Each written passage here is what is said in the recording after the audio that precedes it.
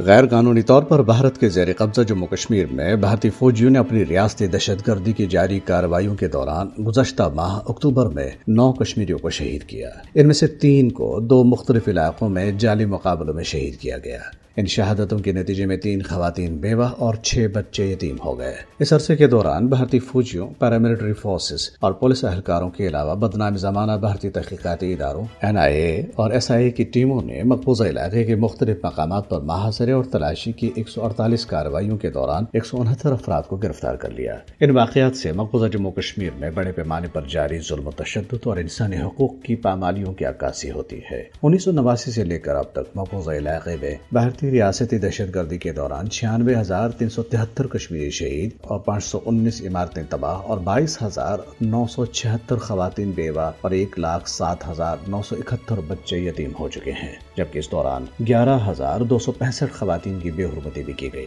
ریاست کل جماعتی حریت کانفرنس کے محبوس رہنماؤں مولوی بشیر احمد عرفانی اور بلال احمد صدیقی نے مودی حکومت کی طرف سے مقرر کردہ نام نہاد لیفٹیننٹ گورنر کی جانب سے نام نہاد یونین ٹیریٹری کا یوم تاسیس منانے کی مذمت کرتے ہوئے اسے کشمیریوں کے زخموں پر نمک پاشی کے مترادف قرار دیا۔ جیل سے جاری پیغامات میں انہوں نے کہا ہے کہ مودی حکومت کی جانب سے مقبوضہ جموں کشمیر کی خصوصی حیثیت کی منسوخی سے کشمیریوں کو ان کی منفرد شناخت سے محروم کر دیا گیا ہے اور یوم تاسیس کی تقریبات کے انعقاد نے کشمیر کے بارے میں بھارت کے مذموم ایجنڈے کو مزید بے نقاب کر دیا۔ انہوں نے کہا ہے کہ کشمیریوں نے بھارت کے غیر قانونی قبضے سے آزادی کے لیے بے مثال قربانیاں دی ہیں اور جدوجہد آزادی ثابت قدمی سے جاری رکھے ہوئے ہیں۔ حریت رہنماؤں نے کہا ہے کہ جموں کشمیر بین الاقوامی طور پر تسلیم شدہ متنازع علاقہ ہے اور عالمی برادری پر زور دیا کہ وہ اس دیرینہ تنازع کے حل کے لیے بھارت پر دباؤ بڑھائے۔ ادھر مقبوضہ جموں کشمیر کے نام نہاد نائب وزیر اعلیٰ اور نیشنل کانفرنس کے لیڈر سریندر کمار چودھری نے کہا ہے کہ نیشنل کانفرنس مقبوضہ علاقے کو یونین ٹیریٹری میں تبدیل کرنے کے BJP حکومت کے فیصلے کو ایک بار پھر مسترد کرتی ہے۔